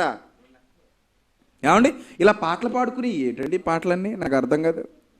ఘోరమైన పాటలు ఏంటండి ఇవన్నీ? అక్కర్లేని పాటలు అండి ఇవన్నీ, ఘోరమైన పాటలు. చూడండి ఇంకా చెప్తున్నాడు ఈ వాగ్దానం గురించి. దేవుడు ఎంత చక్కగా చెప్తున్నాడు. 10వ అధ్యాయము, అదే హెబ్రీ పత్రిక 10వ అధ్యాయము 23వ వచనం చూడండి. అదే హెబ్రీ పత్రిక 10వ అధ్యాయము 23వ వచనం చూడండి ఏమని రాయబడిందో. వాగ్దానము చేసినవాడు, ఏ వాగ్దానం చేసినవాడు? ఏమని వాగ్దానం చేసినవాడు? ఏమని వాగ్దానం చేసినవాడు? ఎక్కడి నుంచి చదవాలి ఇప్పుడు మనకి ఇది అర్థం కావాలంటే? 19 నుంచి చదవాలి. ఏమని చూడండి అక్కడ. సహోదరులారా, యేసు మన కొరకు ప్రతిష్ఠించిన మార్గమున, అనగా నూతనమైనదియు జీవము గలదియు ఆయన శరీరమును తెర ద్వారా ఏర్పరచబడినదియునైన మార్గమున ఆయన రక్తము వలన పరిశుద్ధ స్థలమునందు ప్రవేశించుటకు మనకు ధైర్యము కలిగి ఉన్నది. మళ్ళీ ఎక్కడికి వచ్చేసాం? హెబ్రీ పత్రిక 4:1 మీరు చదువుకున్న వాగ్దానం ఎక్కడికి? విశ్రాంతిలో ప్రవేశించటం. అంతేనా? ఇక్కడ వాగ్దానం ఏంటి? పరిశుద్ధ స్థలంలో ప్రవేశించడం. 2 ఒకటా వేరువేరా? అటు తిరిగి ఇటు తిరిగి మళ్ళీ అక్కడికే వచ్చాం. అంటే వాగ్దానం ఇప్పుడు మారదో. నువ్వేం చేసావు? మార్చేస్తున్నావు. ఇంకా చూపిస్తానండి. బైబిల్ సరిగ్గా చదివితే ఆశ్చర్యపోతారండి మీరు. యూనివర్సల్ వాగ్దానం అండి ఇది మనకి ఇంపార్టెంట్ వాగ్దానం. ఇది తప్ప దీనికి మించిన వాగ్దానం ఇంకోటి ఉందని ఎవడైనా అంటే చూపించమనంటే, పరలోకం కంటే గొప్పదే ఉందో వాగ్దానం? పరలోకం కంటే గొప్పదైన వాగ్దానం ఏముంది? అయినా దేవుడు యూనివర్సల్గా ఇచ్చేసాడు అందరికీ ఒకటే వాగ్దానం. అందరికీ ఒకటే వాగ్దానం అండి, అందులో మార్పు లేదు. చూడండి, పరిశుద్ధ స్థలమందు ప్రవేశించుటకు మనకు ధైర్యము కలిగి ఉన్నది గనుకను దేవుని ఇంటిపైన మనకు గొప్ప యాజకుడు ఉన్నాడు గనుక మనస్సాక్షి కల్మషంతో ఆచుకున్నట్లు ప్రోక్షింపడిన హృదయములు గలవారము, నిర్మలమైన ఉదకంతో స్నానము చేసిన శరీరములు గలవారమున ఉండి విశ్వాస విషయంలో సంపూర్ణ నిశ్చయత కలిగి యథార్థమైన హృదయంతో మనము దేవుని సన్నిధానమునకు అనగా పరలోకమునకు చేరుదము. వాగ్దానము చేసిన వాడు నమ్మదగిన వాడు గనుక మనము మన మన మన నిరీక్షణ విషయమై, మన నిరీక్షణ ఎక్కడికి వెళ్ళాలని? పరలోకం వెళ్ళాలని. మన నిరీక్షణ ఏంటి? యేసు రాకడలో ఎత్తబడాలి. ఎక్కడికి వెళ్ళాలి? పరలోకానికి వెళ్ళాలి. మృతుల్లో నుండి పునరుద్ధానం పొంది మహిమదేహంతో ఆ మహాలోకానికి వెళ్ళిపోవాలి. ఇది మన నిరీక్షణ. మన నిరీక్షణ విషయమై సంపూర్ణ నిశ్చయత కలిగి మన నిరీక్షణ విషయమై మనం ఒప్పుకునేది నిశ్చలముగా పట్టుకుందుము. చూసారా, వాగ్దానం చేసిన వాడు నమ్మదగిన వాడు. ఏమని వాగ్దానం చేశాడు? నీకు పరలోకాన్ని ఇస్తానని వాగ్దానం చేశాడు. నువ్వు విశ్రాంతిలో ప్రవేశిస్తావని వాగ్దానం చేశాడు. రైట్. చూడండి, మరొక మాట చూద్దాం. ఈ వాగ్దానాలు ఎన్ని ఉన్నాయో మరొక మాట చూద్దాం. అదే హెబ్రీ పత్రిక 10వ అధ్యాయము 36వ వచనం. అదే హెబ్రీ పత్రిక 10వ అధ్యాయము 36వ వచనం. మీరు దేవుని చిత్తమును నెరవేర్చిన వారై, మీరు చూడండి, దేవుని చిత్తమును నెరవేర్చాలి. దేవుని చిత్తమును నెరవేర్చాలి. నెరవేర్చిన వారై వాగ్దానం పొందు నిమిత్తము మీకు ఓరిమి అవసరమై ఉన్నది. ఇంతకీ దేవుడి చిత్తం నెరవేరిస్తే మనం ఏం వాగ్దానం పొందుకుంటాం? దేవుడు చిత్తం నెరవేరిస్తే మనం ఏ వాగ్దానాన్ని పొందుకుంటాం? Bible answer to the Bible. మత్తయి సువార్త 7వ అధ్యాయము. మత్తయి సువార్త 7వ అధ్యాయం. దేవుని చిత్తం నెరవేరిస్తే మనం ఏ వాగ్దానాన్ని పొందుకుంటామో ఒకసారి మీరు జాగ్రత్తగా చూడగలిగితే ప్రియమైన దేవుని వర్లారా, మత్తయి సువార్త 7వ అధ్యాయము 21వ వచనం. మత్తయి సువార్త 7వ అధ్యాయం 21వ వచనం. ప్రభువా ప్రభువా నన్ను పిలిచి ప్రతి వాడును పరలోక రాజ్యంలో ప్రవేశింపడు గాని పరలోకమందున నా తండ్రి చిత్త ప్రకారము చేయువాడే ప్రవేశించును. చూసారా, ఆయన చిత్తం నెరవేరిస్తే మనం అక్కడికి వెళ్ళిపోతామండి, ఆయనతో ఉంటామండి, ఆయన దగ్గరికి వెళ్ళిపోతామండి. అందుకే అక్కడ ఏమంటాడు చూడండి, ఆ దినమందు అనేకులు నన్ను చూచి ప్రభువా ప్రభువా నీ నామమున ప్రవచింపలేదా, నీ నామాన్ని దయ్యాన్ని వెలగొట్టలేదా, నీ నామాన వాగ్దానాలు అమ్ముకోలేదా, నీ నామాన వ్యాపారాలు చేయలేదా? ఇలాంటి వాళ్ళు వస్తారు ఆ రోజు. గమనించాలి జాగ్రత్తగా. ఆయన చిత్తం నెరవేరిస్తే మనం ఎక్కడికి వెళ్తాం? పరలోకానికి వెళ్తాం. ఇప్పుడు చూడండి ఏమంటున్నాడు, మీరు దేవుని చిత్తమును నెరవేర్చిన వారై వాగ్దానము పొంది నిమిత్తం. హెబ్రీ 10:36. మీరు దేవుని చిత్తమును నెరవేర్చిన వారై వాగ్దానమును పొందు నిమిత్తము మీకు ఓరిమి అవసరమై ఉన్నది. ఇక కాలము బహు కొంచెముగా ఉన్నది, వచ్చుచున్నవాడు ఆలస్యం చేయకపోవచ్చును నీకు వాగ్దానం ఇవ్వడానికి. నా ఎదుట నీతిమంతుడైన వాడు విశ్వాస మూలముగా జీవించను కానీ అతడు వెనుక తీసి వేరే నెడల అతనికి నా ఆత్మకు అతని యందు సంతోషము ఉండదు. గనుక మనము నశించుటకు వెనుక తీరి వారం కాము కానీ ఆత్మను రక్షించుకున్నట్టుకు విశ్వాసము కలిగిన వారమై ఉన్నాము. అంటే ఇప్పుడు ఎక్కడికి వెళ్ళాలన్నది మన గోలు? పరలోకం. అంటే ఇక్కడ వాగ్దానం అన్నా కూడా మనకి ఎక్కడికి కనెక్ట్ అవుతుంది? ఇక్కడ వాగ్దానం అన్నా మనకి ఎక్కడికి కనెక్ట్ అవుతుంది? పరలోకానికి కనెక్ట్ అవుతుంది, మన ముక్తికి, మన నిత్య జీవితానికి కనెక్ట్ అవుతుంది, మన మోక్షానికి కనెక్ట్ అవుతుంది, యేసుతో కూడా ఉండే, తండ్రితో కూడా ఉండే పరిశుద్ధుల సహవాసం యుగయుగాల సంతోషానికే కనెక్ట్ అవుతుంది. దానికంటే గొప్పదైన వాగ్దానం ఈ ప్రపంచంలో మరొకటి లేదు. నువ్వు నమ్మగలిగితే ఈ రాత్రి దేవుని వాక్యాన్ని హృదయపూర్వకంగా నువ్వు విశ్వసించగలిగితే దానికంటే గొప్పదైన వాగ్దానం ప్రపంచంలో మరొకటి లేదు. దేవుడు చెప్పిన మాటలను వక్రీకరించి ఇష్టం వచ్చినట్టు రాసేస్తున్నారు ప్రియులారా.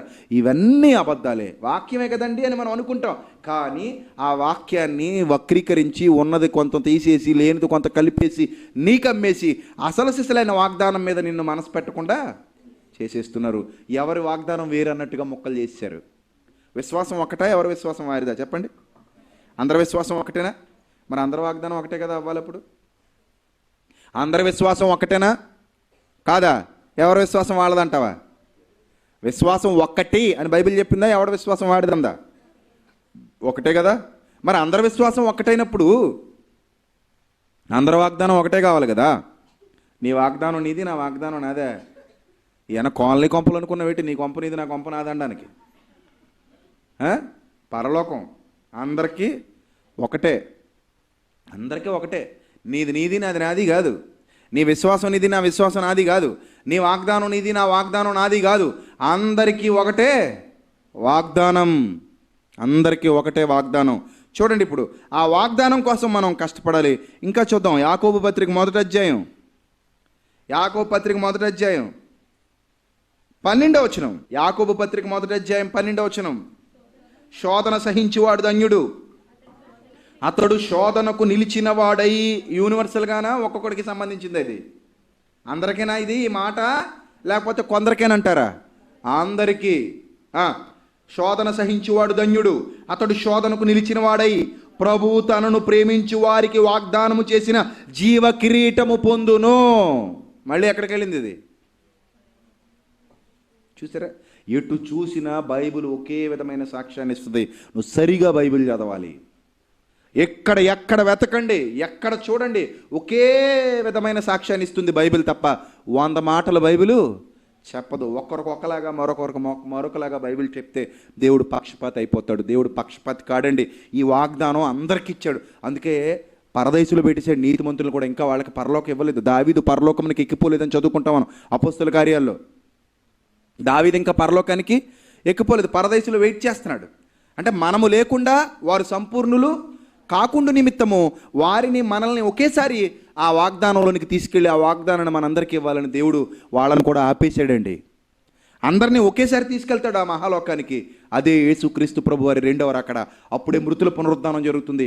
అబ్రహాం అప్పుడే లేవాలి, మోషే అప్పుడే లేవాలి, పౌలు గారు అప్పుడే లేవాలి, పేతురు అప్పుడే లేవాలి. మనం కూడా వాళ్ళతో కలిసిపోవాలి. అప్పుడు అందరూ కలిసి మహిమదేహాలు ధరించుకుని ఆ వాగ్దానంలో పాలిభాగస్తులు కావాలి, ఆ వాగ్దానాన్ని స్వతంత్రించుకోవాలి.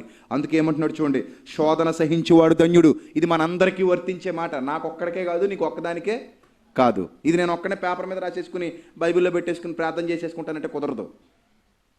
నువ్వు ఒక్కదానిమే 10 రూపాయలు కొనేసుకుని బైబిల్లో పెట్టేసుకుని ఓ దూరం జరుగు, నీకు పరలోకం లేదు నాదే అన్నావు అనుకో, కుదరదు. ఇది ఏమన్నా బస్సు అనుకుంటున్నా పెట్టి కచ్చిపేసాను సీట్ నాదని చెప్పడానికి. నేను ఇందాకే కచ్చిపేసాను ఈ వచనం మీద అని అన్నావు అనుకో, చాలా సంఘాల్లో చాలామంది వేసేస్తున్నారు ఖర్చీపులు మరి ఈ వచనం మీద. అప్పుడు అందరిదేనా ఇది? అంటే ఎవడు పట్టుకుంటే వాడిదేనా? కాదు. Universal promise. యూనివర్సల్ ప్రామిస్, క్రైస్తవులందరికీ సంబంధించిన ప్రామిస్. ఎవరైతే క్రీస్తులోనికి వచ్చారో వాళ్ళందరికీ సంబంధించిన ప్రామిస్. ఏమని చూడండి అక్కడ, శోధన సహించువాడు ధన్యుడు, అతడు శోధనకు నిలిచిన వాడై ప్రభువు తన్ను ప్రేమించి వారికి వాగ్దానము చేసిన జీవ కిరీటము పొందును. గమనించాలి ప్రియులారా, దేవుడు మనందరికీ ఒకటే వాగ్దానం చేశాడండి, జీవ కిరీటం ఇస్తానని. ఇంకా చూద్దాం. పేతురు రాసిన 2వ పత్రిక 3వ అధ్యాయము, పేతురు రాసిన 2వ పత్రిక 3వ అధ్యాయము 13వ వచనం జాగ్రత్తగా చూడండి. పేతురు రాసిన 2వ పత్రిక 3వ అధ్యాయము 13వ వచనం. ఆ పై మాట ఏమనుంది? దేవుని దినపు రాకడ కొరకు కనిపెట్టుచు దానిని ఆశతో అపేక్షించుచు మీరు పరిశుద్ధమైన ప్రవర్తనతోనూ భక్తితోనూ ఎంతో జాగ్రత్త గలవారై ఉండవలెను. ఇప్పుడు 13వ వచనం, పేతురు రాసిన 2వ పత్రిక 3వ అధ్యాయం ఇప్పుడు 13వ వచనం. అయినను మనమాయన వాగ్దానమును బట్టి, మనమాయన దేనిని బట్టి? వాగ్దానమును బట్టి. ఏంటి వాగ్దానం? మళ్ళీ ఎక్కడికి వస్తుంది ఇది? పరలోకం. దాన్ని ఏమంటున్నాడు? క్రొత్త భూమి కొత్త ఆకాశము కొరకు కనిపెట్టుచున్నాము, వాటి యందు నీతి నివసించును. చూసారా? అర్థమవుతుందా మీకు? మనకి రాబోయే ఆ మహాలోకం గురించి మాట్లాడుతున్నాడు. దాన్నే కొత్త భూమి కొత్త ఆకాశం అని చెప్పాడు. అక్కడ ఏమి నివసిస్తుందట? నీతి నివసిస్తుంది. అది మనందరికీ చేయబడినటువంటి వాగ్దానం. బల్క్గా చేశాడు, విడివిడిగా కాదు. అబ్రహాముకు కూడా ఈ వాగ్దానం వర్తిస్తుంది. అతను కూడా దానికోసం ఎదురు చూస్తున్నాడు. పరలోకం ఇంకా ఎవ్వరు వెళ్ళలేదండి. అందరినీ ఒకేసారి దేవుడు తీసుకుని వెళ్తాడు. అదే యేసుక్రీస్తు ప్రభు వారి 2వ రాకడ. అప్పుడే మృతుల పునరుద్ధానం జరగబోతుంది. అప్పుడు ఈ భూమి, దీని మీద ఉన్న కృత్యములు సమస్తము కాలిపోతాయి. పంచభూతములు మిక్కుటమైన వేండ్రంతో లయమైపోతాయి. అప్పుడు మనందరినీ ఆ మహిమదేహాలతో యేసుక్రీస్తు ప్రభు వారి తండ్రి వద్దకు తీసుకుని వెళ్ళిపోతారు. అదే కొత్త ఆకాశము కొత్త భూమి, అక్కడ నీతి నివసిస్తుంది. ఇది మనందరికీ చేయబడినటువంటి వాగ్దానం. చూడండి అక్కడ రాయబడింది, ఆయనను మనం ఆయన వాగ్దానమును బట్టి అన్నాడు 13వ వచనంలో. మనం ఆయన వాగ్దానమును బట్టి కొత్త ఆకాశము కొరకు కొత్త భూమి కొరకు ఎదురు చూస్తున్నాము. అంటే దేవుడు మనందరికీ చేసినటువంటి యూనివర్సల్ ప్రామిస్. ఒక్కటే వాగ్దానం. మీరు కనిపెట్టవలసిన వాగ్దానం, మీరు గట్టిగా పట్టుకోవాల్సిన వాగ్దానం, మీరు ఎదురు చూడవలసిన వాగ్దానం, మీరు ప్రయాసపడవలసిన వాగ్దానం, మీరు పాటు పడవలసిన వాగ్దానం, మీరు నిరీక్షణతో, ఓపికతో, ఓర్పుతో ఎదురు చూడవలసినటువంటి వాగ్దానం. దేవుడు నీకు ఇస్తానన్న వాగ్దానం, మాట తప్పని వాగ్దానం, నీ కష్టంతో సంపాదించుకోవాల్సిన వాగ్దానం. దేవుడు వాగ్దానం చేశాడు. దేవుడు ఖచ్చితంగా నేను ఇస్తానురా నీకు ఇలా చేస్తే, నేను ఇస్తాను నీకు ఇలా చేస్తే. పిల్లలకు మీరు వాగ్దానాలు చేస్తారు. ఈ సంవత్సరం 10th క్లాసులో ఫస్ట్ క్లాసులో పాస్ అయ్యవనుకో, నీకు ఏం కొనిస్తాను? స్కూటర్ కొనిస్తాను, లేకపోతే కాలేజీకి వెళ్ళడానికి బైక్ కొనిస్తాను, లేకపోతే ఏదోటి కొనిస్తాను. దీన్ని ఏమంటారు మీ దృష్టిలో? వాగ్దానం అంటారు, రైటా? ఇప్పుడు వాగ్దానం చేసిన మీ నాన్న ఉత్తినే కొనిచ్చేస్తాడా నీకు? నువ్వు మార్కులు సంపాదించాలి కదా. 10th క్లాసులో ఫస్ట్ క్లాసులో పాస్ అయ్యి నాన్న దగ్గరకు వచ్చి అడగాలి, నాన్న నువ్వు వాగ్దానం చేసావు ఏమని? 10th క్లాసులో ఫస్ట్ క్లాసులో పాస్ అయితే బైక్ కొనిస్తానని వాగ్దానం చేసావు. ఇదిగో నాన్న నేను పాస్ అయ్యాను, ఇదిగో రిజల్ట్ వచ్చింది, నాకు ఏం కావాలి? బైక్ కావాలి. ఈ సంవత్సరం డబ్బులు లేవరో వచ్చే సంవత్సరం కొంటా అంటాడు మీ నాన్న. అది మీ నాన్న వాగ్దానం. కానీ ఆయన వాగ్దానాల్లో అలాంటి తేడాలేవి ఉండవు, అలాంటి వాయిదాలు ఉండవు. నువ్వు నిజంగా సాధిస్తే నీ తండ్రి నీకు ఎప్పుడెప్పుడు ఆ బహుమానాన్ని ఇవ్వాలని ఎదురు చూస్తున్నాడు. ఇది నీకు నాకు ప్రపంచ క్రైస్తవులందరికీ చేయబడినటువంటి వాగ్దానం. దీనికంటే గొప్పదైన వాగ్దానం ప్రపంచంలో మరొకటి లేదు. ఇది పరలోకపు తండ్రి తానే మనకు చేసిన వాగ్దానం. కొత్త ఆకాశం, కొత్త భూమి, విశ్రాంతి, ఇవన్నీ పదాలు అక్కడికే కనెక్ట్ అవుతాయండి. పరిశుద్ధ పట్టణం, ఏమండి, పరలోకం, ఇవన్నీ అక్కడికే కనెక్ట్ అవుతాయి. ఇంకో మరొక మాట చూడగలిగితే యోహాను గారు రాసిన మొదటి పత్రిక 2వ అధ్యాయము 25వ వచనం. యోహాను రాసిన మొదటి పత్రిక 2వ అధ్యాయము 25వ వచనం కూడా జాగ్రత్తగా చూడండి. నిత్య జీవము అనుగ్రహింతునున్నదియే. నిత్య జీవము, జీవ కిరీటం అని చదువుకున్నాం ఇందాక, నిత్య జీవం అని చదువుకుంటున్నాం, ఇప్పుడు పరలోకం అని చదువుకున్నాం, తర్వాత విశ్రాంతి అని చదువుకున్నాం, తర్వాత పరిశుద్ధ పట్టణము అని చదువుకున్నాం. చూసారు ఏ వాగ్దానం ఉంది? కొత్త ఆకాశము, కొత్త భూమి అని చదువుకున్నాం. ఇవన్నీ ఒకటేనా వేరువేరా? చెప్పండి, ఇవన్నీ ఒకటేనా వేరువేరా? ఒక్కటే, అన్నీ ఒకటేనండి. కానీ మనోళ్ళు ఎలా ముక్కలు చేశారు చూసారా? ఈ జ్ఞానం మీకు అర్థం అవ్వక ఇన్నాళ్ళు ఎంత మోసపోయారు చూసారా? ఎన్ని డబ్బులు తగలేసేసారు వీటికి, పేక ముక్కల మాదిరి కొనేసారు. ఎన్ని డబ్బులు తగలేసేసారు వీటికి, ఎంత సంపాదించేసుకుంటున్నారు వీళ్ళు. అసలు ఇది చేయడం తప్పండి, మానేయండి. ఇప్పుడు ఈ విధమైన విధానం కరెక్ట్ కదా. ఒకవేళ ఎవరైనా తెలియక ఈ వాక్యం వింటున్న వాళ్ళు ఎవరైనా సరే తెలియక ఇలాంటి పనులు చేసినా, ఇలాంటివి కొన్నా లేకపోతే అమ్మినా ఇమ్మీడియట్గా వాటిని మానేయండి. ఇది న్యాయమైన పద్ధతి కాదు. దేవుని వాక్యాన్ని ఈ విధంగా సమాజంలో తీసుకెళ్ళడం కరెక్ట్ కాదు. వాళ్ళ విశ్వాసాలను పాడు చేయడం కరెక్ట్ కాదు. వాళ్ళు ఎదురు చూడవలసిన అసలు సిసలైన వాగ్దానం వదిలేసి, ఇదిగో నీకు సమృద్ధిగా మేలు కలగజేస్తాను, దివ్య, బేతస్త ప్రార్థనా మందిరం, మండపేట, ఇవన్నీ మనకు అవసరమా? నీ పంట తినేసే పురుగుల్ని గద్దిస్తాను, నువ్వు పరిగెత్తు, నీ పాదాలు తొట్టిల్లవు, ఇక మీదట జరగవలసిన వాటి నీకు చూపించేస్తాను, నీకు కనపరిచేస్తాను. ఇవన్నీ మనం ఎక్కడండి, మనం కాదండి. ఇవన్నీ ఇలా మోసాలు చేశారు. ఈ వాగ్దానం పట్టుకున్నాడు ఈ వాగ్దానం గురించి ఆలోచిస్తాడా? చెప్పండి. ఈ వాగ్దానాల మీద దృష్టి పెట్టినవాడు ఈ వాగ్దానం గురించి ఆలోచిస్తాడా? ఆలోచించడు. ఈ వాగ్దానాల గురించి ఆలోచిస్తాడు. అంటే ఈ వాగ్దానాల గురించి ఆలోచిస్తున్నాడంటే అసలైన వాగ్దానాన్ని ఏం చేస్తాడు? విడిచిపెట్టేసుకుంటాడు, పోగొట్టేసుకుంటాడు. అంటే దేవుని నుండి తప్పించటానికి సాతాను వేసిన ఎత్తుగడే ఈ వాగ్దానాల అమ్మకం. చూసారు ఎంత బాగా తేలిపోయిందో చివరికి వచ్చేసరికి? దేవుని నుండి మనల్ని తప్పించటానికి సాతాను వేసిన ఎత్తుగడ ఈ వాగ్దానాల బిజినెస్. ఎంతోమందిని మోసం చేస్తున్నారు ఈ వాగ్దానాల అమ్మకం ద్వారా. కాబట్టి ఇమ్మీడియట్గా ఇలాంటి వాళ్ళకి బుద్ధి చెప్పండి. ఈ వాక్యాన్ని అనేకులకు వినిపించండి. కాదంటే ఏది రైటో అడగండి, నిలబెట్టండి. నువ్వు ఎందుకు ఈ బిజినెస్ చేస్తున్నావు? విశ్వాసం ఒక్కటా కాదా? ఒక్కటే. విశ్వాసం ఒక్కటే, బాప్తిస్మం ఒక్కటే, అలాగే వాగ్దానము కూడా ఒక్కటే. మనమందరము ఒక్కటే నిరీక్షణ యందుండుటకు పిలువబడితిమి. ఒక్కటే నిరీక్షణ యందుండుటకు పిలువబడితిమి. అందుకే ఇక్కడ చెప్తున్నాడు 1 యోహాను 2:25. యోహాను గారు రాసిన మొదటి పత్రిక 2వ అధ్యాయం 25వ వచనం. నిత్య జీవము అనుగ్రహించుననున్నదియే ఆయన తానే మనకు మనకు మనకు అంటే అందరికీ, క్రైస్తవులారా మనందరికీ ఆయన తానే, నేనే అంటున్నాడు దేవుడు, నేనే తానే చేసిన వాగ్దానము. ఎక్కడ వెతికినా వాగ్దానం అంటే ఒకటే వచ్చిందా వేరువేరుగా వచ్చాయా? ఒకటే వచ్చిందా వేరువేరుగా వచ్చాయా? ఒక్కటే వస్తుంది. అది బైబిల్ చదవాల్సిన విధానం, ఇది బైబిల్ బోధించాల్సిన విధానం. ఈరోజు ఎవరికి బైబిల్ అర్థం కావట్లేదు. అర్థం కాక ఎవరికి నచ్చినట్టు వాళ్ళు వెళ్ళిపోయి, ఎవరికి నచ్చినట్టు వాళ్ళు మోసాలు చేసుకుంటూ వెళ్ళిపోతే ఎలాగండి చూస్తూ ఊరుకునేది? ఒక అమాయకుడు నాశనం అయిపోతున్నాడండి. ఒకనేమో ఓ రూట్లో పంపించేసి ఇంకొకరిని ఇంకో రూట్లో పంపించేస్తే గమ్యానికి వెళ్ళగలుగుతారా? నువ్వేమో ఇలా తూర్పుకు పోరా, నువ్వేమో పడమరకు పోరా, నువ్వేమో ఇటు పోరా, నువ్వేమో ఇటు పోరా, అందరూ మనపేట వచ్చేస్తారా? కుదురుతుందా? కుదురుతుందా? రారు. ఒకడు అటు పోతే రాజమండ్రి పోతాడు, ఇటు పోతే కాకినాడ పోతాడు, ఇటు పోతే రాజనగరం పోతాడు, ఇటు పోతే రామచంద్రపురం పోతాడు. ఇక్కడికి ఎవడు రాడు. రూట్ తప్పించేస్తున్నారు. నీ వాగ్దానం నీది బాబు, నీ వాగ్దానం నీది బాబు, నీకేమో ఇసుక రేణువులు, నీకేమో ఆకాశ నక్షత్రాలు. ఏమండి ఇష్టం వచ్చినట్టు మాటలు రాసేస్తే అసలు ఇందులో ఉన్న ప్రతి మాట రాసుకుంటూ వెళ్ళిపోతే చాలా భయంకరమైన మాటలు ఉంటాయండి. ఒక్కో చోట చాలా భయంకరమైన మాటలు ఉంటాయండి. అవన్నీ రాసామనుకోండి మీరు నిద్రలో ఎవరండి. ఒకసారి యెషయాలోను యెహెజ్కేలులోను కొన్ని మాటలు చూస్తే చాలా భయంకరమైన మాటలు ఉంటాయి. ఇందులో హోషేయ గ్రంథం 2వ అధ్యాయం చూడండి. హోషేయ గ్రంథం